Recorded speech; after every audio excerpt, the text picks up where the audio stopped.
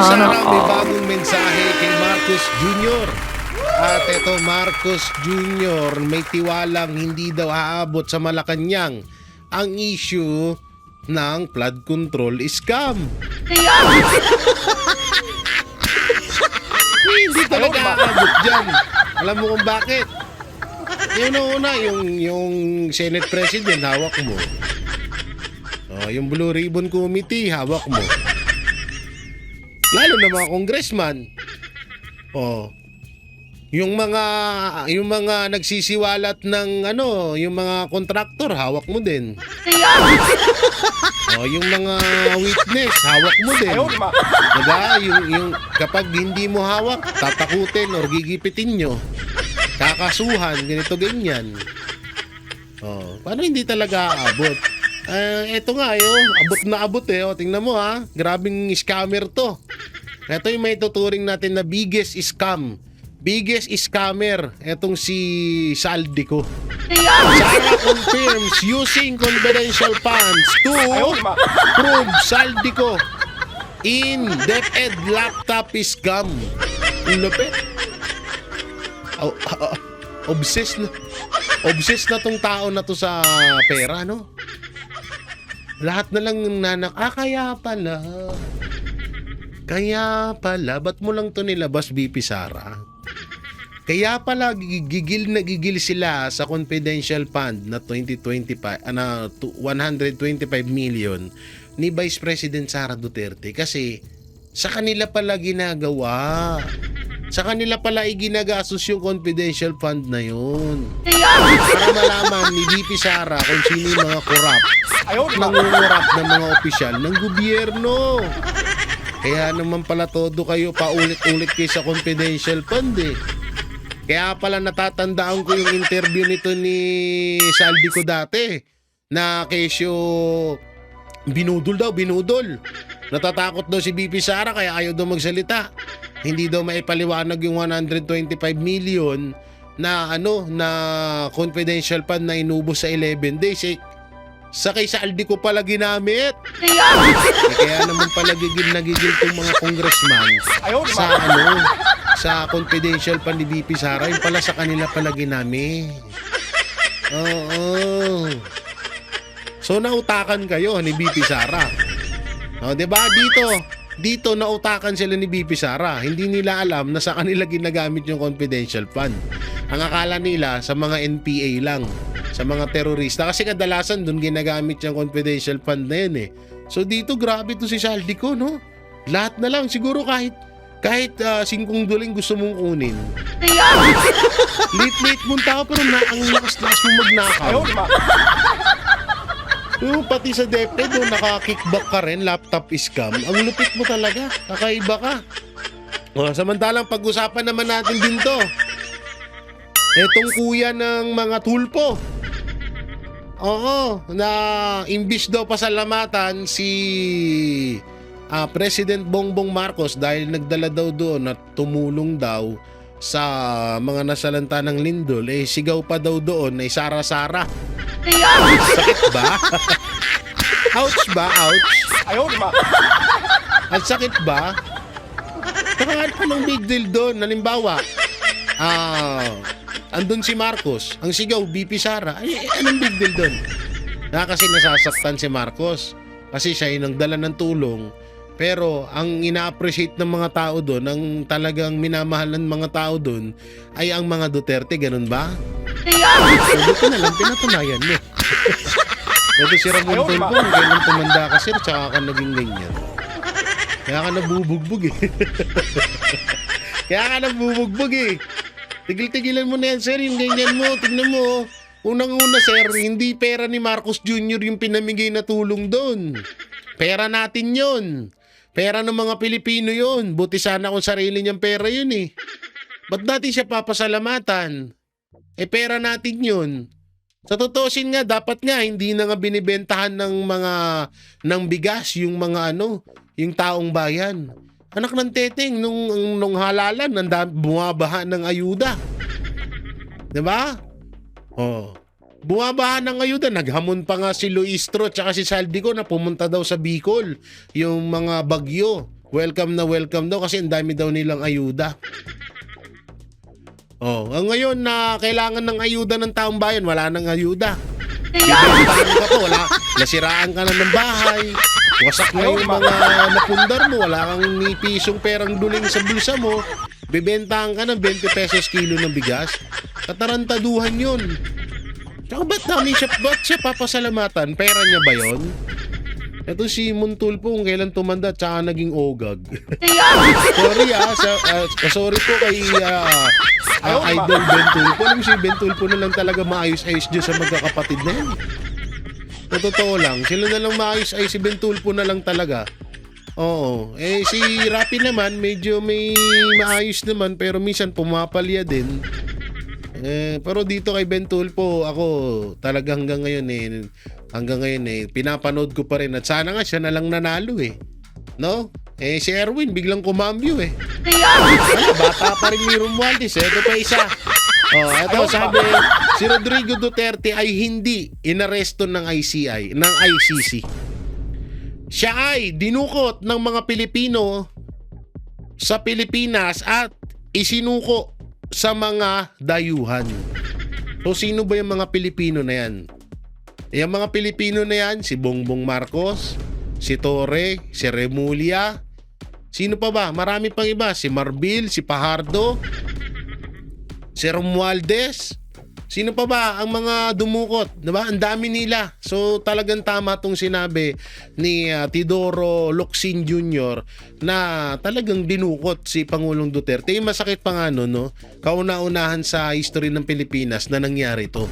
Ang kapwa mo Pilipino, isusuko mo sa dayuhan. Tanga ka ba, girl? Baka tanga ka, girl. Grabe, no? Oo, talagang maano ka na lang mapapailing ka na lang sa ginagawa ngayon. Diba, sabi ni Marcos, hindi ko pa papasukin ng ICC dito. Wala silang jurisdiction. Putang na, fake news. Kaya Titi Soto, dapat una mong ipatawag si Marcos Jr. Yun yung number 1 fake news sa Pilipinas. Ito po, panoorin natin yung interview dito kay BP Sara Duterte na BP Sara hindi raw kakausapin si Pangulong Bongbong Marcos. Kasi una-una, ito BP Sara hindi raw kakausapin si PBBM para pawiin si ex-president Duterte. Yung sabi dito. Alam nyo, na useless. Puta na. Kakausapin mo para saan? Para saan? Siya nga nagdala kay Marcos Siya nga nagdala kay Pangulong Duterte sa ICC. Kung hindi dahil, presidente siya, hindi niya mapipigilan yun. So, ibig sabihin, kagustuhan niya yun. Tapos kakausapin ni BP Sara para saan? Naglolokohan? Plastikan, katarantaduhan yun. Ito po, panoorin natin. Hindi raw kakausapin ni Vice President Sara Duterte si PBBM para mapauwi ang amang si dating Pangulong Rodrigo Duterte sa bansa. Higit ng bise, ang Pangulo pa nga raw ang mismong nag-aproba sa anyay pag-kidnap sa kanyang ama para maikulong sa International Criminal Court. Yan ang expert report ni Camille Samonte. Naghain na ng apela ang defense team ni dating Pangulong Rodrigo Duterte kaugnay ng pagbasura ng ICC sa hiling nilang interim release o pansamantalang paglaya ni Duterte. Habang wala pang desisyon ng ICC sa kanilang apela, posibleng sa ICC detention na magpasko at magbagong taon ang dating Pangulo. Natanong naman si Vice President Sara Duterte tungkol dito at kung handa ba siyang kausapin si Pangulong Bongbong Marcos para mapalaya at mapabalik sa bansa ang kanyang ama. Hindi ko kakasapin si BBM para kay dating Pangulong Duterte dahil ang sa akin is yung ginawa nila na kidnapping ng isang Pilipino sa loob. There's no going back sa ganun, ma'am. Trabaho niya yun at trabaho niya yun in a sense na inaprubahan niya na hindi niya dapat ginawa bilang isang Pangulo. Samantala, bumuelta rin ang Vice Presidente sa reaksyon ng palasyo sa kanyang pagpuna sa administrasyon sa pagtugon nito sa korupsyon. Ayon kay Palace Officer Yuse Claire Castro, puro salita, bintang walang ebidensya at walang kwenta ang akusasyon daw ng Vice. Pero giit ng Vice, pinipili lang ang mga iniimbestigahan ng administrasyon. Hindi lang dapat sa administrasyon ni Pangulong Duterte. Kung meron pa sa administrasyon ni Pangulong Aquino, ni Pangulong Arroyo, lahat. Kasama na rin yung iskandalo sa korupsyon sa administrasyon ni Pangulong Marcos. So wag silang selective. Wag silang Duterte ng Duterte lang. Wala BP Sara kasi pag hindi sila nag-Duterte lang, kawawa sila. Unang-una, wala silang mapagdadivertan ng issue na para sa kanila. Kailangan kasi kapag, di sa totoo lang, kapag Duterte kasi talaga ang binanita, papanoorin ng mga Pilipino eh. Diba? Papanoorin ng mga Pilipino kapag Duterte. Kapag ayan na, Duterte na. Pero kailangan nating mapanood dyan. Tingnan nyo, nung halalan, akala nung yung ibang tanga, mananalo sila kapag binanatan nila mga Duterte. Kasi nga, malakas talaga mga Duterte. Pag bumanat ka sa mga Duterte, katulad na lang yan, yung mga tukmol dyan sa Congress. Diba? Yan, sila Abante, sila Fernandez, si Attitude Boy, si Paduano, si Luistro, si Adyong, sino pa ba iba dyan? Si Kangkong. Hindi naman natin yung mga kilala yung mga yan eh. Sa totoo lang, hindi natin kilala yan. Si Akop, hindi natin mga kilala yan. Pero nung binanatan na ni Abante, binanatan na ng mga kongresista na Kupalo soldier ni Martin Romualdez, doon natin sila nakilala, di ba? So, mali lang yung taktika nilang naisip na akala nila siguro mananalo sila. Yung iba nga dyan ginamit lang din ng pangalang Duterte para manalo. Sorry po maraming dyan. Kung katulad lang ni Tolentino, ni Gatchalian, Risa Ontiveros. Diba? Sino pa? Maraming mga politiko na hanggang ngayon ay ginagamit ang pangalang Duterte para lang manalo. Kahit sa hanggang sulok ng Pilipinas, takbuhin mo mayor, gobernador, congressman, vice governor, senador. Si Risa Ontiveros, nakailang takbo na si Risa, hindi na nanalo. 3, 4, ganun. Pero nung tinulungan siya ng mga Duterte sa Davao, sa Mindanao, at dito sa Pilipinas, nalaman ng taong bayan na inendorso ng mga Duterte si Risa Ontiveros, panalo. 'Di ba? Pero ang nangyari, hinudas niya pa rin ng mga Duterte. Nanalo siya. Sino inuna niya, 'di ba, mga Duterte? Si Pangulong Duterte. Pangalawang hudas si Tolentino. Ngayon, yung kay Tolentino naman, medyo sanay na ho tayo doon na sanay na ho tayong tawag dito, sanay na ho tayo kay Tolentino na na talagang patalon-talon. Si Gatchalian, di ba? Isa si Gatchalian sa mga gustong ituloy pa ang impeachment. So marami talaga hanggang kay Marcos na, di ba? Kung tumakbo ng 2016 si Marcos bilang Vice President, hindi siya nanalo kay Leni Robredo. Doon pa lang, napakaliwanag na katotohanan na kailangan mo pang gamitin ng Duterte para manalo bilang presidente. Ang mali nga lang ni BP Sara, ito yung pinagtakbo niya ng presidente, itong kupal na to. Kung siya sana presidente ngayon, walang nangyayaring gulo. Nakaw sa flood control, wala yan.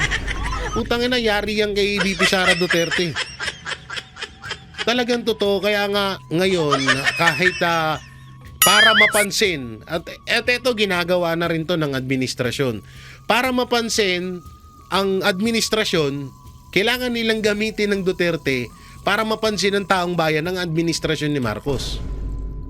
Kasi, walang nagagawang proyekto. May sapak pa sa utak yung presidente. Pero mo, tubig, ipunin, gamitin sa tagtuyot. Bibentahan mo ng 20 pesos kilo ng bigas yung mga nasalanta ng lindol. Diba? Ano pang mga sinabi niya? Wala daw nangyaring gulo wala daw pang dadahas, wala daw mga baril. Yung mga pulis sa nangyaring siege sa panggigipit sa KOJC.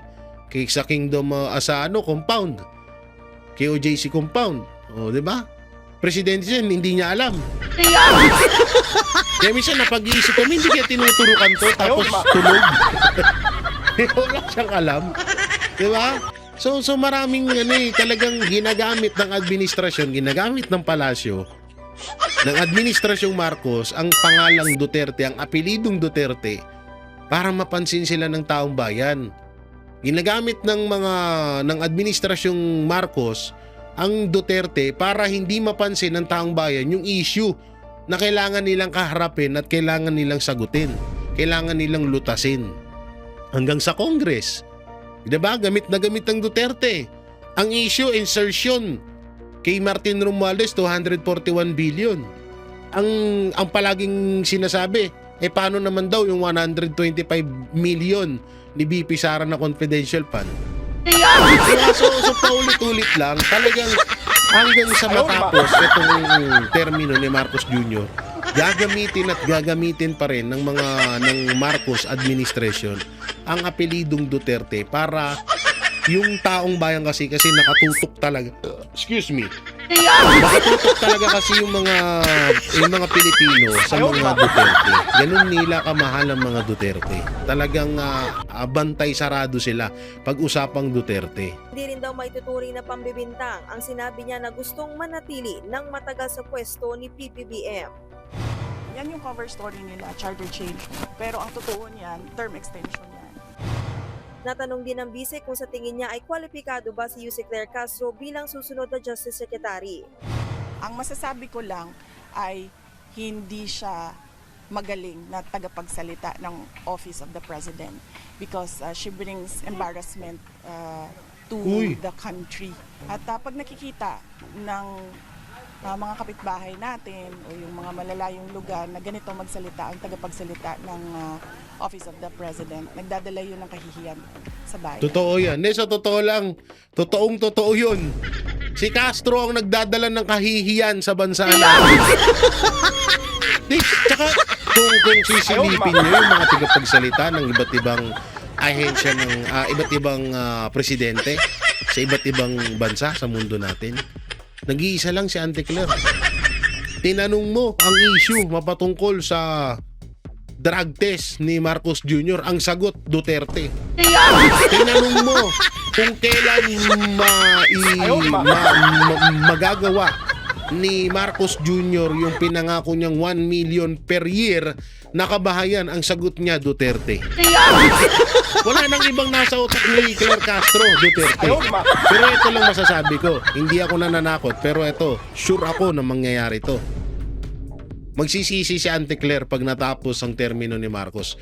Kaya Auntie Claire, ipanalangin mo na umabot ulit ng 20 years si Marcos Jr. bilang presidente ng Pilipinas para absuelto ka.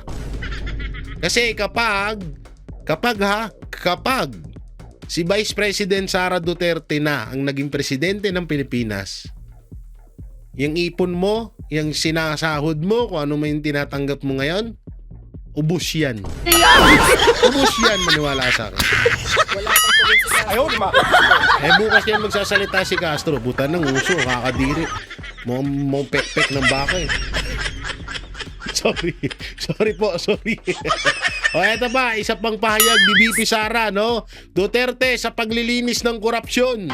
Iginiit ni Vice President Sara Duterte na hindi dapat maging mapili sa pag-iimbestiga ng korupsyon. Tama. Pag-anya puro Duterte at silipin din ang mga naunang administrasyon. Nakatutok si Marisol Abduraman. Huwag silang Duterte ng Duterte lang. Kasi kung totoong korupsyon ang pinag-uusapan natin, hindi naman kahapon lang ang korupsyon eh. Ito ang sagot ni Vice President Ganda nun. Sara Duterte sa Malacanang. Matapos sabihin ni Palace Press Officer Undersecretary Claire Castro na taliwas sa sinabi ng bise, nilalabanan ni Pangulong Bongbong Marcos ang korupsyon. Hindi na nga raw ito nagawa ng dating administrasyon. Dinipensahan raw nila ang mga umunoy umabuso sa kaban ng bayan, kaya nilinis daw ngayon ang maikinalat noon. Tinawag ng bise na political scapegoating ang ginagawa ng Malacanang. Yun. Ang ginagawa nila ay inaatake nila yung kalaban nila or perceived na kalaban nila sa politika para doon nakatuon yung atensyon ng mga tao. Hindi lang dapat sa administrasyon ni Pangulong Duterte, kung meron pa sa administrasyon ni Pangulong Aquino, ni Pangulong Arroyo, lahat kasama na rin yung iskandalo sa korupsyon sa administrasyon ni Pangulong Marcos. No? So wag silang selective. At para suportahan ang nauna niyang sinabi na nais umunong manatili sa pwesto ni Pangulong Marcos, ikwinento ng bise ang pag-uusap daw nila noong October 2023. Tinukoy niya ang tinangka ng 1 taon na People's Initiative para amyendahan ang saligang batas. Sinabi ni BBM na alam niya ang galawan ng charter change. So hindi yan walang ebidensya. Nasa papel yan, yung PI na ang laki ng gastos ng gobyerno. Charter change yon. Tinanong si VP Sara kung makikipag-usap pa siya kay Pangulong Marcos tungkol sa pagkakakulong sa ICC ng amang si dating Pangulong Rodrigo Duterte. No ma'am, hindi ko kakasapin si BBM para kay dating Pangulong Duterte. Dahil ang sa akin is yung ginawa nila na kidnapping ng isang Pilipino sa loob, government kidnapping ng isang Pilipino sa loob ng ating bansa. There's no going back sa ganun, ma'am. Hininga namin ang reaksyon ang Malacanang sa mga sinabi ni Vice President Duterte. Matapos makiisa sa piyesta kahapon dito sa Zamboanga City, Magpuputak na naman si Auntie Claire Vice niya. President Sara Duterte. Magpuputak na naman yung bukas. Kabilang narito ang pagbabago, a million tree planting project at ang pagbisita at pamamahagi ng mga bag sa mga mag-aaral sa Pasunangka Elementary School. Mula rito sa Zamboanga City, Magwawala na naman si Auntie Claire dito. Kung ano naman sasabihin nun. Pero pero nakakahiya yun, no? Itang ina, salot ka ng Pilipinas. Hay! Nakakaya nung yun guys, no? Tangina, salot ka ng Pilipinas. Ikaw yung peste, ikaw yung kahihiyan na nagdadala sa Pilipinas. Sa totoo lang, kahihiyan din talaga ang idinudulot ni Auntie Claire. Oo, tsaka puro pa ka-fake newsan. Ito lang fake news eh. Diba? Ewan ko na lang kasi talagang alam naman na natin kasi kung halimbawa matinong presidente ang pipili ng tigapagsalita, malabo din naman talaga na mapili si Auntie Claire. Malabo talaga siyang mapili. Kaya nga wala sa katinuan si Marcos Jr. at alam niya rin naman na pwede niyang utos-utusan or gawing puppet etong tigapagsalita niya. Tigapagsalita niya nga eh. Kasi may mga level-level. Hindi porke tigapagsalita ka, kailangan bumanat ka na ng bumanat kagaya ni Auntie Claire. Eh bakit si Harry Roque, Attorney Salpanelo, 'di ba? Si yung isa pang tigapagsalita dati, umayos naman. 'Di ba? Pagdating kay Auntie Claire, sablay eh. Nagbara yung inidoro nila Marcos Jr. Sinisi sa Duterte. Sumakit ang ngipin ni Marcos Jr. puro tartar. Isinisi sa Duterte. So lahat na lang talaga. Kaya nga talaga ang nakakainis dito siya yung nagdadala ng kahihiyan. So yung sa madaling salita, salot sa Pilipinas si Claire Castro. Pero alam naman natin na balang araw ay pagsisisihan din yan ni Claire Castro lahat ng kasi naka-record yan eh. Spokesperson ka ng Malacanang eh. Tigapagsalita ka. Tigapaghatid ka ng mga nagagawa ng Malacanang pero puro paninira ginagawa mo. Lahat naman yan naka-record. So, iindahin yan. Ngayon, hindi nila lahat yan. Lahat ng mga congressman na against sa mga Duterte. Lahat ng mga politiko na against sa Duterte, na hinahamak ang mga Duterte ngayon, kung ano-ano pinagsasabi, kung ano-ano pinagagawa. Yung mga korap ngayon, yung mga korap ng mga kandidato, ng mga politiko, hindi nila iniinda ngayon yan kasi nga hawak nilang kapangyarihan. Pero pag dumating yung araw na tapos na ang kanilang termino, doon nila iindahin lahat yan. Kahit to si Auntie Claire, baka bigla itong mawala sa Pilipinas, baka tumakbo to ng ibang bansa. Kasi ito hindi na nga natin namamataan, baka nasa ibang bansa na. Diba? So ano talagang lahat ngayon, sobra yung saya nila kasi nga, naging malaya ang korupsyon sa bansa natin kasi nga walang kwenta yung presidente. Pero sabi ko nga, itong mga nangyayaring to, lahat to may katapusan. Kaya, antay-antay na lang tayo. Ilang taon na lang din naman. At yung pagbaba ni Pangulong Bongbong Marcos, alam nyo, nung nakausap ng Banateros si Pangulong Duterte, ilang beses niyang inulit sa amin yan na ayaw niya talaga. Ayaw niyang ma-impeach si Marcos Jr. Sinabi ho yan sa amin ni Pangulong Duterte, ni Tatay Digong. Sinabi sa amin yan dahil ayaw niyang mas kahit din naman kami, kahit kaming mga Banateros, mas gusto naming maging presidente si Vice President Sara Duterte na idadaan sa botohan. Hindi yung sa impeachment ni Marcos Jr. Kaso nga lang sa panahon no ngayon, nagkaroon na ho ng dalawang opinion sa impeachment kay Marcos Jr. at sa sinabi ni Pangulong Duterte. Kagaya ng sinabi tsaka ang pangit tignan, 'di ba?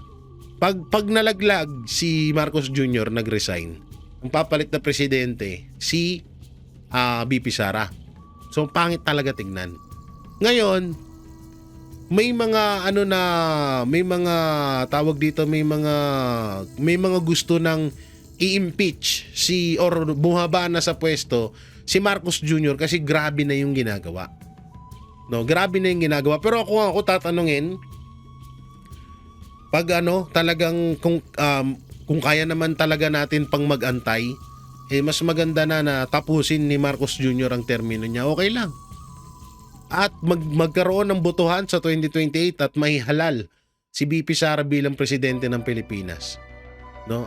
Pero ngayon, yung impeachment kay Marcos or pagbaba ni Marcos, kung halimbawa magkataon man, pabor din po ako, walang problema kasi grabe na rin Grabe na yung korupsyon, grabe na yung panggigipit sa tao. Pag hindi ka kaalyado ng mga Marcos, yari ka.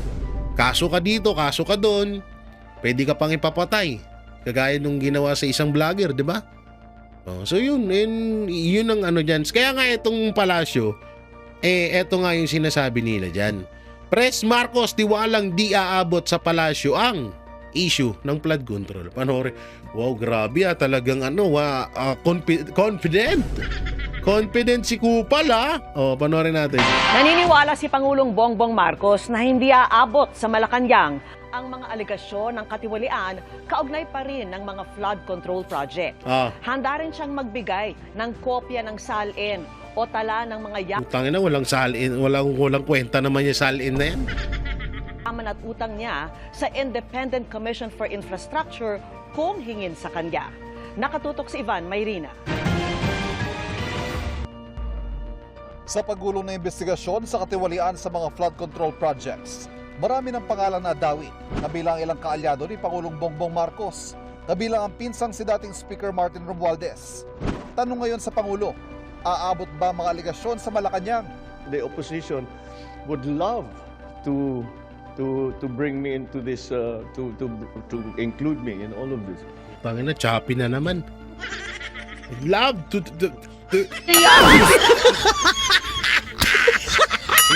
Ayaw naman. Iwas-iwasan mo kakabatak But that's politics. That is not to do about corruption. That is to do about politics. Gusto nila akong tanggalin. On this, I'm confident that whatever mud might be slung at the administration, that we will be able to show that these are politically motivated and do not actually have any validation in fact. Pero sabi rin ng Pangulo, kumpiyansa man siyang hindi masasangkot sa issue, iimbestigahan pa rin ang lahat kung saan man dalhin ng ebidensya. Well, I'm confident because I know what we did or did not do. But if we investigate everybody, we follow the evidence, and wherever that leads is not something that we try to divert. We follow evidence. Putangin na. Pinsan mo gagawing stay witness. Gago ka ba? Direct or influence. That's why we have the ICI. Suportado naman ng Pangulo ang hakbang ni Ombudsman Jesus Crispin Remulla Pa isa. na isa publikong SALN ng matataas na opisyal ng gobyerno. My salon is I have again it will be available to whoever would like to kung hingiin sa akin ng ICI, di siyempre bibigay ko. Kung hingiin sa akin ng ombudsman ng bibigay namin. Tungkol naman sa 2026 national budget, sinabi ng Pangulo na bubuksan daw ang proseso ng Bicameral Conference Committee Yan na naman kung tayo. saan nung nakaraan nangyayari ang pagsigit ng mga proyekto kabilang ang flood control projects. I have the agreement of the Senate President and the Speaker na ganun ang gagawin natin. We will live stream the entire process so that if there are questionable, shall we say, insertions or additions or all that, it will also be clear who made those changes or who proposed those changes so that people will know. At sa ugong naman ay destabilisasyon, naniniwala ang Pangulo na matatag pa rin ang gobyerno pero handa siyang makinig sa mga may reklamo. It is dangerous for someone in my position to be complacent and to say, don't worry, everybody. Kung may reklamo, bukas naman kami. Sige, magreklamo kayo, sabihin Kaya na, bukas naman daw. sa amin. So, when you ask me how confident I am, all I can say is that in our assessment, we are still very much, the administration is still very much on solid ground in terms of support from the different sectors of society. However, we work very hard to continue to earn that support from them. Para sa GMA Alam niya, ang bilib pa rin, bilib ako dito kay Marcos ha. Hindi pala, hindi bilib. Oh, yun, sige, bilib ako kay Marcos. Kasi na-maintain talaga nila yung na-maintain ni Marcos Jr. yung strategy nila strategy niya nung kampanya. Siya yung victim, nakakaawa siya yung binabanatan, at wala siyang kasalanan. Yan lagi yung nakikita nyo, di ba? At pasinungalingan yung mga paratang. Sinungaling yan, hindi totoo yan, fake news yan. Bukas po ang aming pintuan para pakinggan ang hinanaing ng taong bayan. Ano pa ba? Na handa silang pakinggan ang hinanaing ng taong bayan. Puta na, mag-rally ka lang dyan. Maya-maya, nandyan na si John B. Remulla. Handa daw sila ha, handa daw.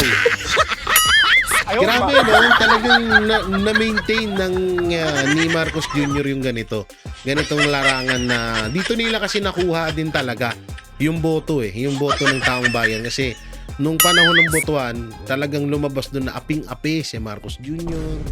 Pinagkakaisahan siya at hanggang ngayon dala-dala niya ho yan na siya yung aping-api, wala siyang kasalanan sa anumang binibintang sa kanya, hindi siya adik, diba?